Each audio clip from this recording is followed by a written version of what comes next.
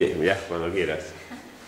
Bueno, muchas gracias Rafa por la invitación y felicitarte por este nuevo espacio académico del seminario que ofreces Barba. Y bueno, esta charla que vamos a compartir se concentra dentro del ciclo de conferencias de igualdad y no discriminación, así que aprovechando un poco lo que ha compartido con ustedes María Carmen Barranco, me voy a situar en esta misma línea y voy a enfocarme en el grupo en particular, que es la mujer con discapacidad, porque bueno, considero que está en una situación de vulnerabilidad. Así que la idea es que repasemos cuál es la situación actual de la mujer con discapacidad a través de distintas noticias, de estadísticas y también del marco jurídico que nos acompaña. Una de las cosas que le traje para compartir es una denuncia publicada, documentada por Human Rights Watch, que tuvo repercusión en los distintos periódicos del mundo, en este caso en el New York Times. Esto es una noticia que fue publicada cuando recién salió el documento, en diciembre del año pasado, en donde se ve que mujeres con discapacidad psicosocial e intelectual se encuentran encerradas en contra de su voluntad en hospitales psiquiátricos y instituciones residenciales. No solo están abusadas, sino que, no solo están encerradas, sino justamente que se le hacen ciertos abusos hacia su persona, de violencia física, violencia psicológica, pero también y sobre todo violencia sexual. Incluso hay un caso documentado, una mujer en Calcuta con discapacidad psicosocial que fue violada por un personal del hospital que estaba con ella, con lo cual genera una agravante en este sentido. El informe también tiene una cuestión importante, que se examinan las múltiples barreras que tienen las mujeres con discapacidad psicosocial e intelectual, que están ahí encerradas, repito, en contra de su voluntad, a la hora de acceder a la justicia y poder denunciar estos abusos. Así que, la otra cosa que les traje para compartir es en Somalia. Más allá de que diga la India, Somalia, que parecieran ser poblaciones extremas, donde suceden hechos extremos, no sé si se ve muy bien ahí, las vulneraciones de derechos hacia las mujeres y niñas con discapacidad suceden en todo el mundo, en toda la sociedad occidental, con lo cual quizás estas noticias las traje para hacer un golpe rápido de realidad, porque es algo extremo, pero eso no quiere decir que en otras partes del mundo también sucedan vulneraciones de derechos. Bueno, como bien saben, en Somalia desde el año 91 hay un conflicto armado y Amnistía Internacional, que sacó este artículo, expresa, y da a conocer que las mujeres con discapacidad son un blanco fácil de explotación y abuso. Abuso de todo tipo, pero sobre todo violencia sexual. Este es un extracto, aquí hay un extracto de un testimonio de una niña con discapacidad física que explica cómo el atacante la viola por motivo de discapacidad. Ella no se podía movilizar sin su silla de ruedas y el atacante, sabiendo de esto, es que la viola. Amnistía Internacional llega a decir en este artículo que es más difícil ser mujer con discapacidad en Somalia en este momento que ser soldado. Así que también da que pensar un poco cómo está la situación de las mujeres con discapacidad ahí.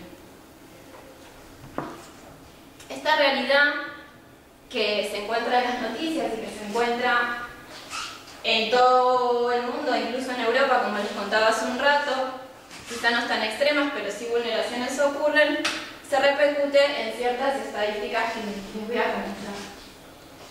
¿No se ve? ¿O más o menos? Apagamos una luz acá adelante. Porque veo que no se ve. Ahí, mira, ahí, a la derecha. Eso, a ver. Chin. No, se entiende. Claro, bueno, ¿se ve? Sí, se ve. Creo que elegí mal el color. Ahí, bueno. Ahí se ve un poquito mejor. 650 millones de personas en el mundo que viven con una discapacidad y la mitad son mujeres.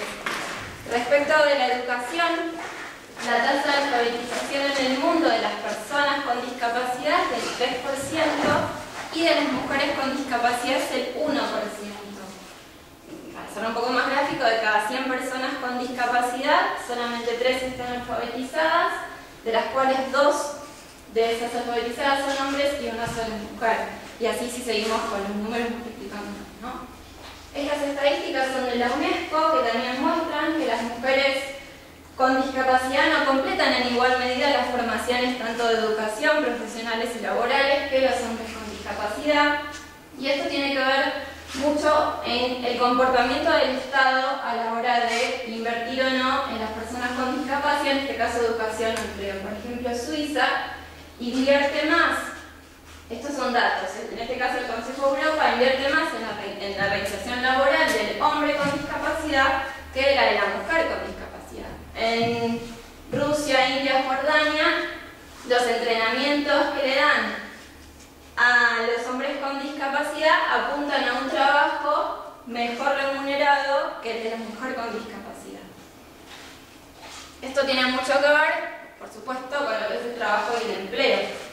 A las mujeres con discapacidad son excluidas del mercado de trabajo en un 75%.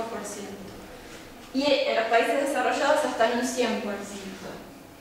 Sin tener en cuenta lo que pasa a todas las mujeres con o sin discapacidad, que no se tienen en cuenta las labores de cuidado que realizan. No son consideradas como trabajo y por supuesto no son remuneradas. Los hombres con discapacidad a escala mundial en el mercado de trabajo tienen el doble de posibilidades que la mujer con discapacidad. En la Unión Europea, estos son datos también del Consejo de Europa, se establece que el 35% de los hombres con discapacidad están empleados y el 25% de las mujeres no están. Como resultado, la gran mayoría de las mujeres viven en la pobreza. Lo mismo pasa en Estados Unidos, el 25% de las mujeres con discapacidad viven en la pobreza. Las mujeres con discapacidades físicas, o sea, la estadística únicamente abarca la discapacidad física, con lo cual esto hay que pensar porque quedan afuera otras discapacidades, ganan un promedio de $3.000 por año menos que la mujer sin discapacidad y $7.000 por año menos que los hombres con discapacidad física. En los países en desarrollo, el 80% de las mujeres con discapacidad son totalmente dependientes de las personas que tienen a su alrededor.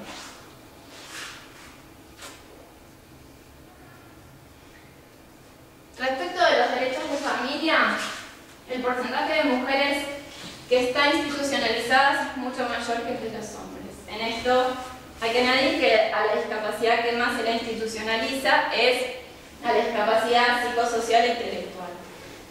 Y con esto vienen una serie de consecuencias. Se le niega la maternidad a las mujeres con discapacidad porque está instalado en el imaginario social que la mujer con discapacidad no puede ejercer la maternidad, no es hábil para ser madre. Y con eso vienen otras consecuencias, como un alto riesgo de esterilización e incluso diría no riesgo, sino una alta tasa de esterilización. Aprobada en muchos países mediante leyes en particulares, mediante códigos penales, como en el caso de España, o mediante sentencias judiciales, como en el caso de la mayoría de los países de América Latina. Respecto a la salud, las mujeres con discapacidad se enfrentan a un sinfín de dificultades a la hora de acceder a los servicios de salud. Dificultades del entorno físico, o no hay una accesibilidad física, no hay una accesibilidad cognitiva adecuada, y etcétera. Digamos, las mujeres con discapacidad también, esto es bastante grave, están expuestas a un mayor riesgo de contraer VIH u otras enfermedades de transmisión sexual. Y esto tiene que ver con algo también que tiene que ver mucho el comportamiento del Estado. No hay una educación sexual dirigida hacia las mujeres con discapacidad porque se piensa, y esto también está instalado en el imaginario social, que las mujeres con discapacidad son asexuales. Respecto a la depresión, el porcentaje de mujeres y niñas afectadas por depresión es 2 veces mayor que es el que se encuentra entre los hombres y niños con discapacidad. Respecto de la violencia y el abuso, según Naciones Unidas, las mujeres y niñas con discapacidad sufren violencia 2 veces más que las mujeres y niñas sin discapacidad. Esto la Unión Europea lo critica, sí, dice que son 3 veces más la violencia que sufren respecto de las mujeres sin discapacidad, y el peligro es especialmente alto entre las mujeres que viven en instituciones. De vuelta a lo que decíamos hace un rato respecto de las discapacidades psicosociales e intelectuales. En la India, la mayoría de las mujeres y niñas con discapacidad han sido golpeadas en sus hogares alguna vez. El 25 mujeres con discapacidad psicosocial en la India fueron violadas y el 6% han sufrido una esterilización forzosa. También son datos de Naciones Unidas.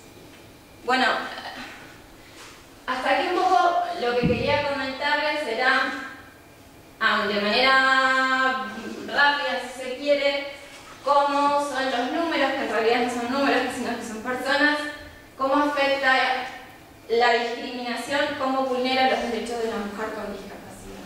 Y esto es un poco un pantallazo general y rápido y concreto para que lo veamos de esta manera.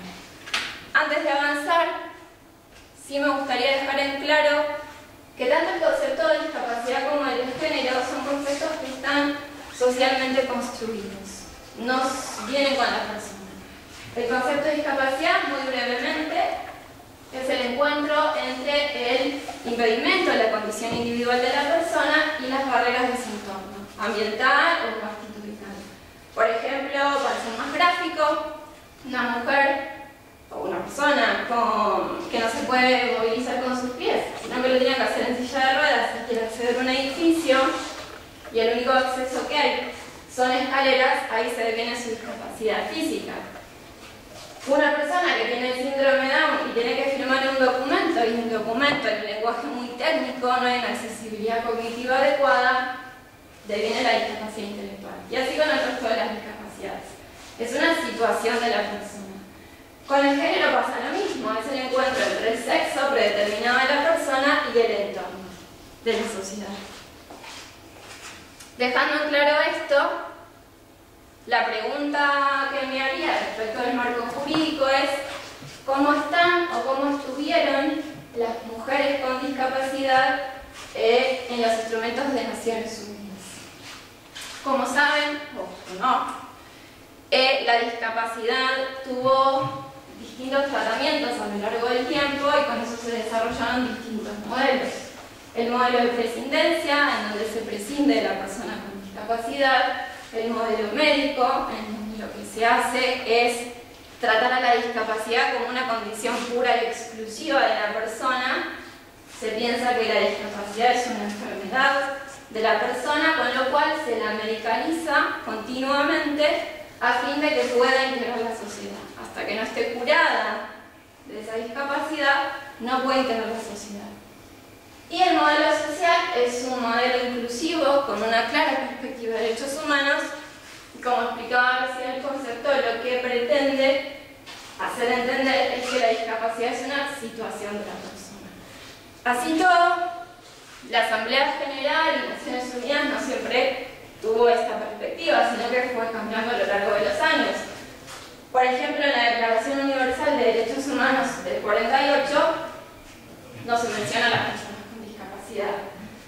Poco a poco, en los últimos 35 años, la Asamblea General fue cambiando esta perspectiva que les decía. Las personas con discapacidad pasaron de ser objetos a ser sujetos de derecho y ser titulares de derechos, por lo tanto, y fue mencionándolos en ciertos instrumentos de Naciones Unidas, pero las mujeres permanecían invisibles a pesar de esto. Hasta la década de 1980. El ejemplo más claro es la Convención sobre la Eliminación de todas formas de discriminación contra la mujer, adoptada en el 79, donde no se menciona a la mujer con discapacidad. Desde 1980, les decía, comenzaron a ser un poco más visibles las mujeres en Naciones Unidas, pero digamos, importante, por así decirlo, es que esos documentos no eran vinculantes hacia los estados, con lo cual tampoco tenían mucha validez, excepto por el convenio de la OIT en 1983, que sí fue vinculante y se menciona a las mujeres con discapacidad, y excepto, por supuesto, a la Convención sobre los Derechos de las Personas con Discapacidad del 2006, que aprobada y entra en vigor en España en el 2008. Ahora viene lo más interesante, bueno, lo que a mí me parece más interesante de la charla. La Convención tiene un artículo, que es el artículo 6, que se titula Mujer con Discapacidad, que para mí es súper importante, porque es un artículo muy completo, pero porque es el primer tratado de derechos humanos que reconoce que las mujeres con discapacidad y las niñas con discapacidad están sujetas a distintas formas de discriminación. Con lo cual es un artículo para mí súper importante, pero fue muy discutido en la elaboración de la Convención si hacía falta o no poner un artículo específico de mujer con discapacidad. La Convención, como sabrán, tiene distintos principios, distintos derechos y también distintos mandatos hacia los estados. En este caso, el artículo 6 no es un derecho per se, es un reconocimiento, por un lado, pero también es un mandato hacia los estados para que terminen con estas formas de discriminación que ahora lo vamos a ver. Cumple una doble función, por un lado aporta visibilidad a las mujeres y niñas con discapacidad, porque, como decíamos, reconocen que están a múltiples formas, ahora lo vamos a hablar múltiples, pero sujetas a formas de discriminación. Y por el otro lado, trabaja de manera transversal en la Convención a través del principio de igualdad y discriminación, el artículo 5, y también a través del principio de igualdad de género. Como todo artículo, tiene ciertas bases, que son unos principios que están mencionados en el artículo 3, que es el principio de la discriminación, el principio de igualdad de oportunidades, la igualdad entre el hombre y la mujer, y el respeto a la diferencia y la aceptación de las personas con discapacidad como parte de la diversidad humana. Pero antes de avanzar, ¿cuáles son las áreas que las mujeres con discapacidad se encuentran más discriminadas? Vimos derechos de familia, salud, trabajo, empleo, pero las más preponderantes son violencia por un lado y los derechos sexuales y reproductivos por el otro. Pero tienen mucho que ver la una con la otra. Violencia no solamente física, sino también psicológica y sexual. Y la cortación de derechos sexuales y reproductivos, lo que mencionábamos hoy acerca de la esterilización, pero también abortos forzosos. ¿Por qué digo que tienen vinculación una con la otra? El relator del Comité contra la Tortura y los Tratos Crueles, Inhumanos y Degradantes, en los últimos 2 informes, especifica que cuando a la mujer con discapacidad se le realiza una esterilización forzosa, se le está cometiendo un acto de violencia, pero no se queda ahí solamente, sino que dice que esto es un trato cruel, inhumano y degradante. Con lo cual es muy importante y son muy preponderantes estas 2 áreas, que son las áreas donde más se encuentran discriminadas, pero es muy importante el informe del relator en este sentido. Sí, bueno, seguimos donde estábamos. Como les decía, el artículo 6 tiene 2 párrafos. El primero, se reconoce que las mujeres y niñas con discapacidad están sujetas a múltiples formas de discriminación. La palabra múltiples es súper importante porque la mayoría de las legislaciones internas de los estados, lo que tiene que ver al derecho antidiscriminatorio, tienen un enfoque unidimensional de la discriminación.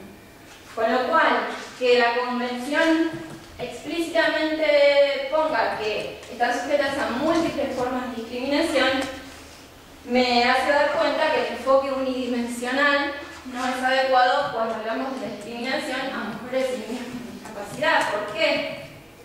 Hay una confluencia de la discapacidad, una confluencia del género, pero también de otros factores. Si nos recordamos las estadísticas, las mujeres con discapacidad, las estadísticas nos mostraron que la mayoría viven en la pobreza. a eso se le puede añadir otro factor de inmigración o muchos más. Pero no me quedaría solamente acá. Si hacemos un esfuerzo interpretativo, el que estén sujetas a múltiples formas de discriminación, si hacemos, repito, este esfuerzo interpretativo, puedo entender que este es el punto de partida.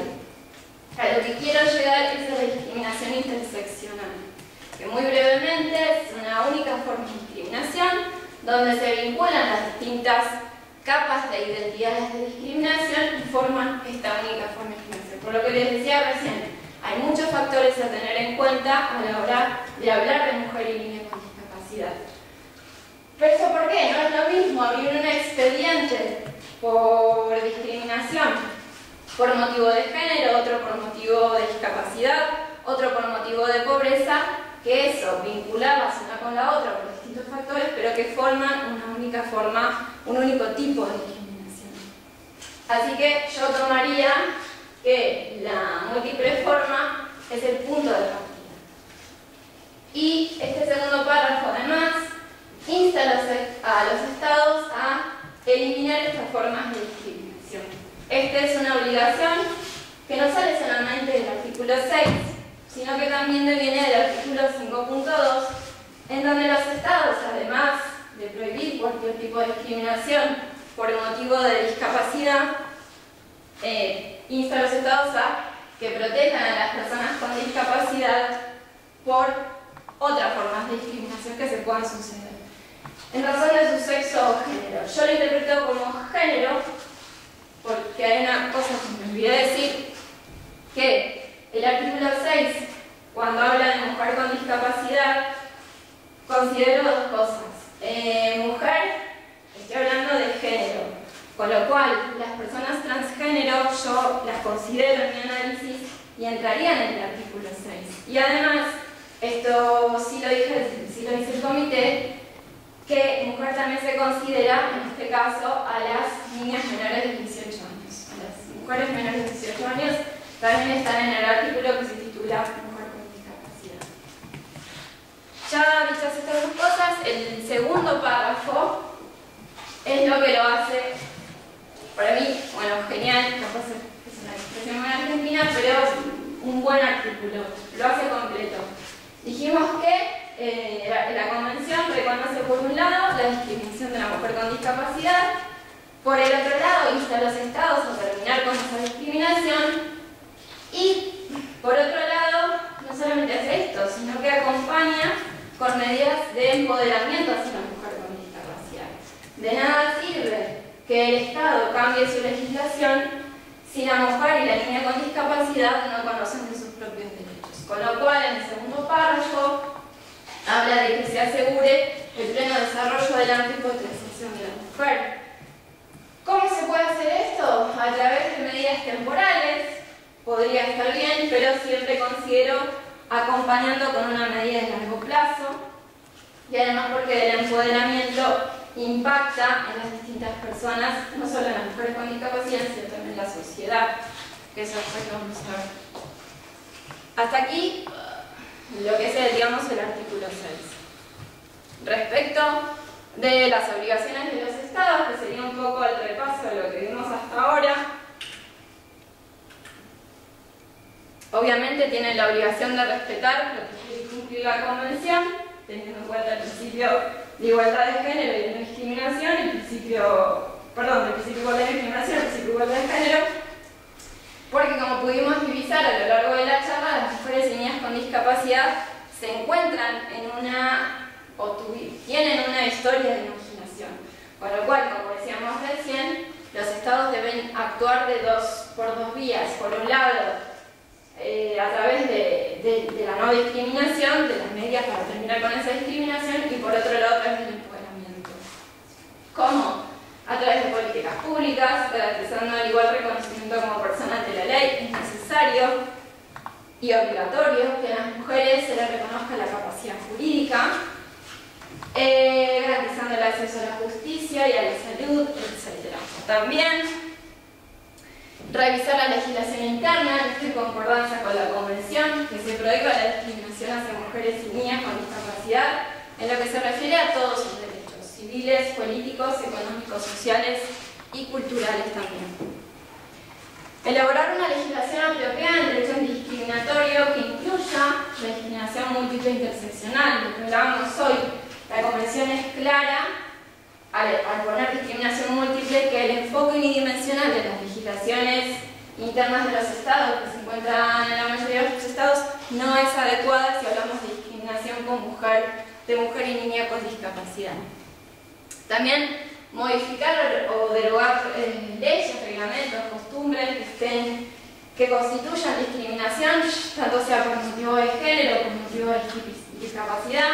El claro ejemplo de esto es la esterilización, a pesar de que termina aplicándose por una ley o por un código, esto tiene que ver también mucho con la costumbre de la sociedad, el pensamiento instalado de que la mujer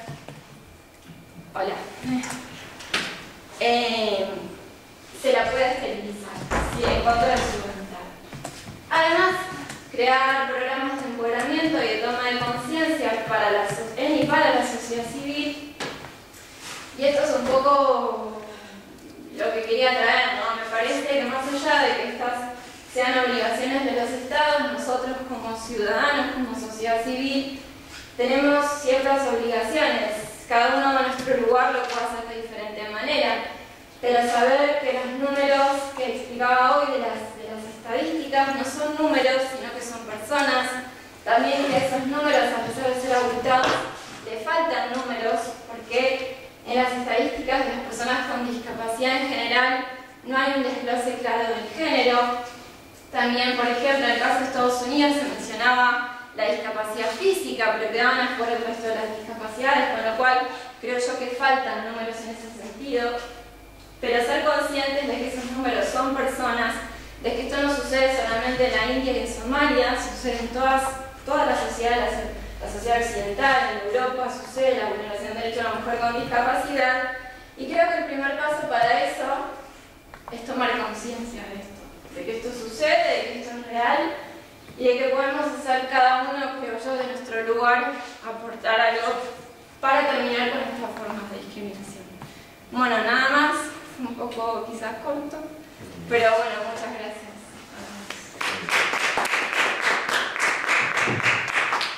Bueno, pues vamos a ver si a dedicar un poco un tiempo a preguntas o cuestiones que se le quieran hacer a María Laura. No sé si alguien quiere empezar. Pues yo particularmente, felicito por tu presentación, encantado. A mí la última parte pues me cae como anillo a lo que yo vengo trabajando en términos generales. En cuanto a conclusiones, sobre todo el empoderamiento, la manera de poder encauzar la defensa y la protección de los derechos humanos. A veces caemos en la condición de pretender creer que todo se puede hablar desde el derecho, ¿no? Lo cierto es que hay que pensarlo mucho, es que es obsesivamente insuficiente, ¿no? O sea, y creerse que el derecho va a poder solucionar todo.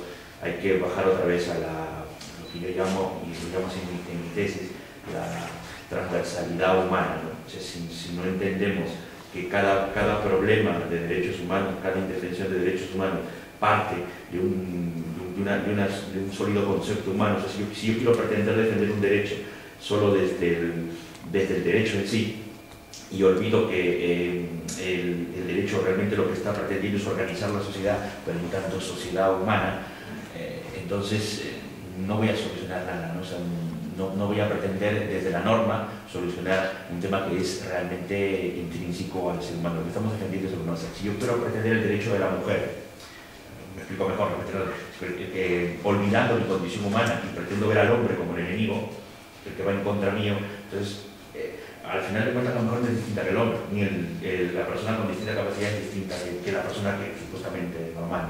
Al final de cuentas todos somos seres humanos, ¿no? Es decir, el discurso que tal vez Marx en alguna de sus primeras ediciones del Capital cita a otro que no recuerdo ahora de la griega clásica, dice: cuando yo hablo de ti, cuando estoy hablando de él, estoy hablando de ti. O sea, cuando yo estoy hablando del discapacitado, de la persona con discapacidad, o de la mujer o del inmigrante, no estoy hablando de una persona extraña, estoy hablando de una persona que se integra a a ti mismo, no sé, estoy hablando de ti, al final de cuentas, esto va de ti. Esto no va de él, la persona con distinta capacidad, no va de la mujer, no va del inmigrante, no, va de ti. O sea, porque esa persona a la que podemos poner una etiqueta, al final de cuentas, la etiqueta mayor, por llamarlo de alguna manera, no es su problema, por llamarlo así. Porque inmigrante, ¿quién es inmigrante? Al final de cuentas, ¿no? Si las fronteras son idealizaciones de los derechos humanos, o sea, ¿en qué momento te conviertes en inmigrante? O sea, o con discapacidad, ¿en qué momento te conviertes en una capacidad? Cuando finalmente muchas veces es la sociedad la que te discapacita, ¿no? O sea, en ese sentido, y termino con esto, yo creo que el empoderamiento es una base fundamental para entender el tema de los derechos humanos, y más allá del derecho, yo creo que esto nos lleva siempre a lo que nos va a hacer entender esto, ¿no? Que es la educación. O sea, es volver al plano de todo, que si no empezamos por educar a la sociedad en valores, que es la verdadera crisis que tenemos ahora, más que la económica, lo que tenemos es una crisis de valores, en valores humanos, en entendernos como lo que somos, seres humanos por encima de todo, y eso se logra solo a través de la educación, no sé si se quiere llamar educación para la ciudadanía. Sí, sí, no sé si va de ti, a veces, sobre todo las personas con discapacidad, autores que yo admiro muchísimo, pero sobre todo en la elaboración de la convención, bueno, con el Senado se plema nada de nosotros sin nosotros. El tema quizá, lo que tenemos que tener todo quizás es una empatía hacia eso. A veces es muy difícil, porque es una realidad, si vos no vivís el día a día de una mujer migrante, de una persona con discapacidad, entiendo que sea difícil de entenderlo, pero lo que hay que tener es una empatía y que podemos trabajar junto a ellos. O sea, como siempre dice Rafa, ¿no? Nada nosotros y nosotros, pero con nosotros. En ese sentido sí, y el empoderamiento me parece, por eso me gusta tanto este artículo, a mí me parece un artículo muy completo. Esto de que decía que tiene 3 partes, ¿no? De que se reconoce la discriminación, que eso en un tratado de derechos humanos es muy novedoso, de que se insta a los estados de que termine con esa discriminación, pero le agrega el empoderamiento hacia las personas, bueno, en este caso, hacia las mujeres con discapacidad y a las niñas con discapacidad es muy importante. De nada sirve que se cambie la legislación si yo no conozco mis derechos y si la sociedad en general no conoce los derechos. Eso es súper importante, porque el empoderamiento también genera el impacto en la sociedad.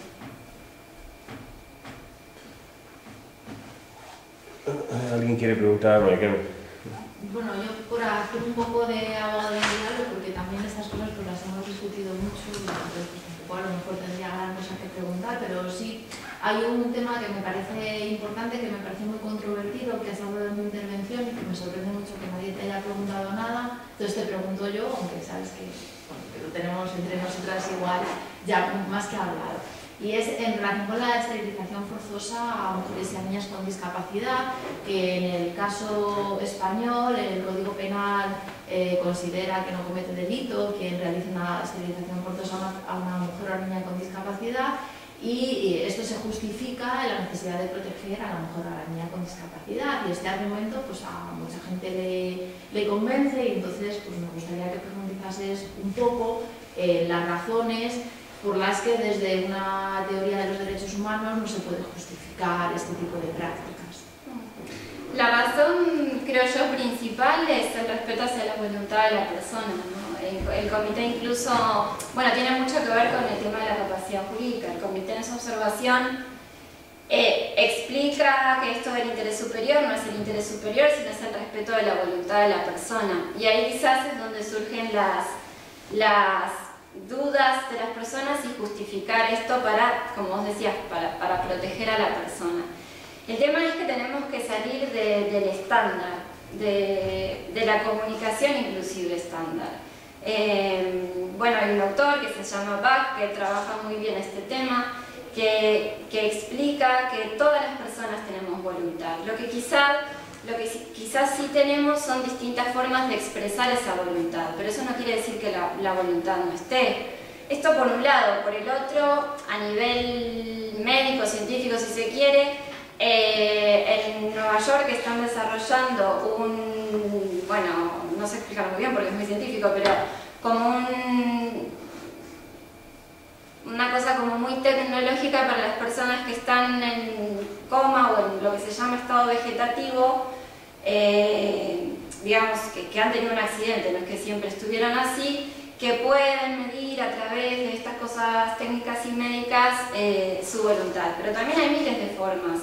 La persona, si tuvo un desarrollo de vida, se la conoce, cómo es su voluntad y puede, digamos, hay algo, bueno, que también lo dice otro doctor Quinn, que si no hay nada de malo que me representen, siempre que me respeten mi voluntad. Si a mí me están representando, si a mí me están diciendo algo por mí, pero ese decir algo por mí significa respetar mi voluntad, está bien. Y respecto a la esterilización, creo que tiene mucho que ver con el imaginario colectivo que está súper instalado de que la mujer con discapacidad no tiene la capacidad para ser madre. Y creo, bueno, yo no soy madre, pero me parece que hasta que no seamos madre, creo que no sabemos si vamos a ser capaces o no. Me parece que también tiene mucho que ver con la capacidad jurídica, pero también la red de apoyos.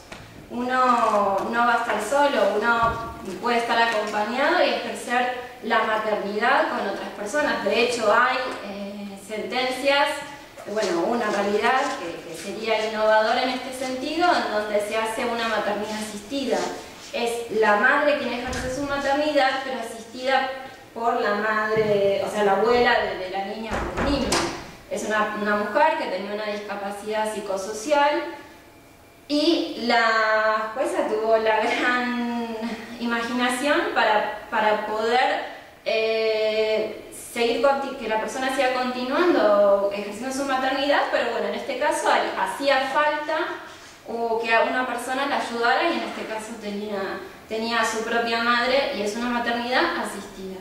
Me parece que hoy en día la convención te da miles de posibilidades que se puede solucionar el problema. Me parece que como seres humanos cada uno tiene una historia de vida distinta y hay que buscarle la vuelta dentro de esa historia de vida de cómo se puede ejercer, pero ya desde el vamos, que se permite la esterilización, que es una cosa que, primero, como dijo el relator del Comité contra la Tortura, además de ser un acto de violencia, es un trato cruel, inhumano y degradante. No me están preguntando absolutamente nada y a veces se hace sin que la mujer se entere de que la esterilizaron. Y bueno, además, lo agravante de esto es que sobre todo la familia no le importa si tiene relaciones sexuales, eso no pasa nada, pero si la violan en la calle, eso no es lo importante. Lo que no quieren tener es la carga, porque también se piensa de que la discapacidad se transmite de generación en generación y no quieren tener la carga del hijo o la hija también con discapacidad, porque lo toman como una carga, no lo toman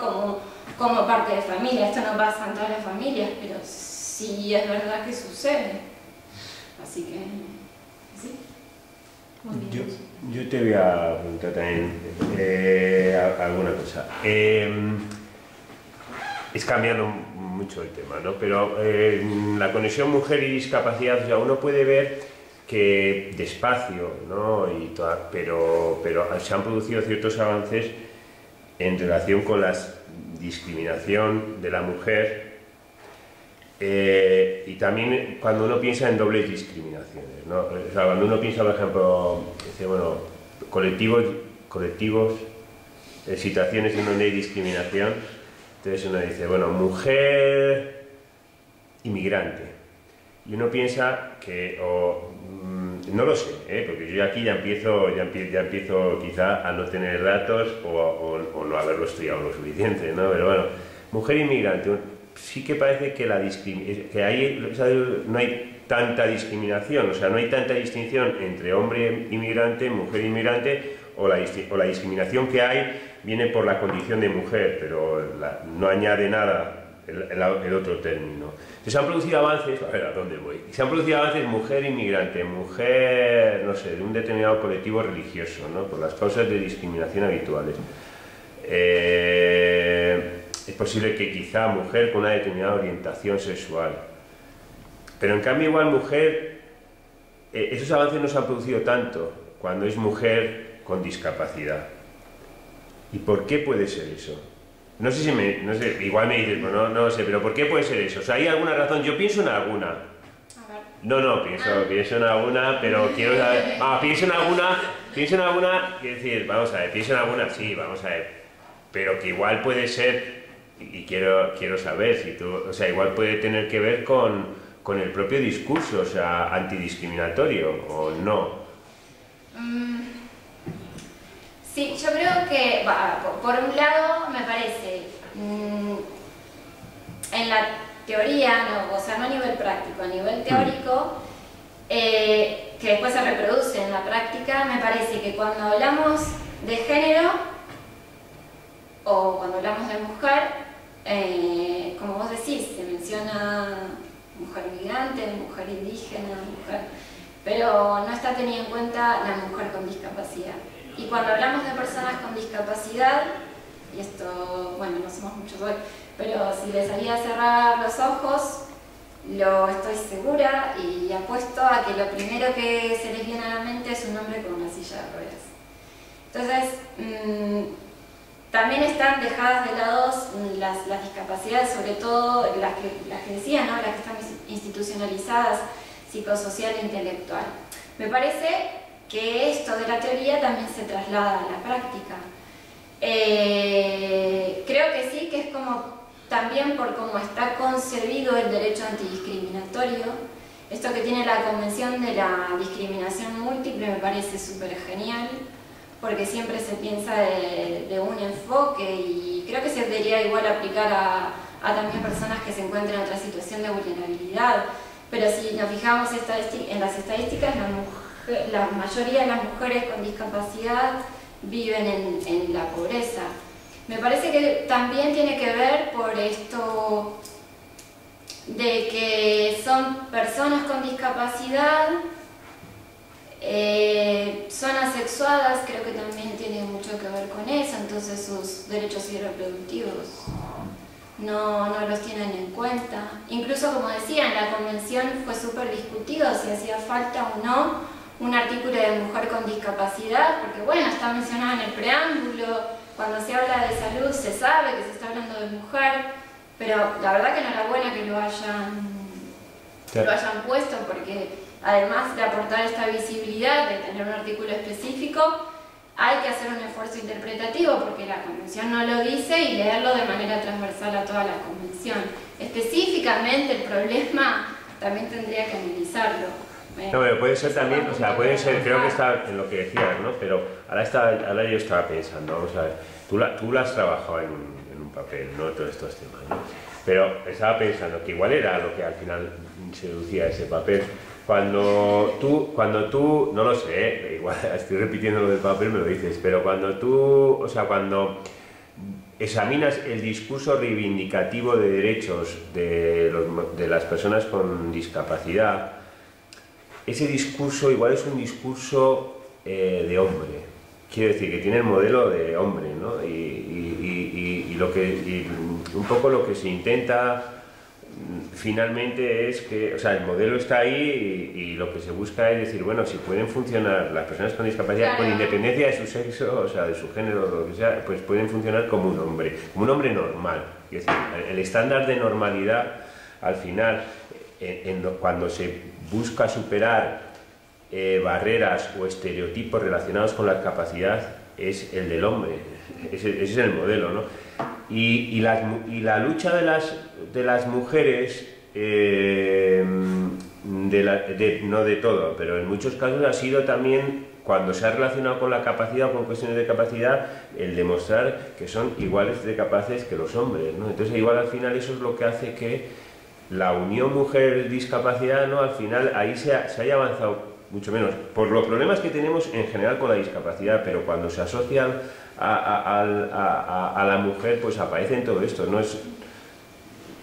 Sí, incluso a pesar de que lo que decías de que se las trata como hombres, si hablas con una mujer con discapacidad tampoco es así, porque lo que se rescata de las personas con discapacidad, bueno, en la sociedad en general lo que se rescata es su superación personal y no cómo está concebida la discapacidad desde una perspectiva de derechos humanos. Pero al margen de eso, siempre al hombre se le destaca su hombría, su valentía, su cómo va adelante, mira qué hombre. Y a la mujer lo que se hace es estereotiparla aún más. Y el claro ejemplo es esto de la maternidad. Es una mujer, no es una mujer, no puede tener hijos porque... Y no se sabe si puede o no tener hijos, o sea, biológicamente. Pero me parece que al hombre siempre con discapacidad se le rescata eso y a la mujer se la estereotipa aún más con los roles estereotipados que lucha el feminismo.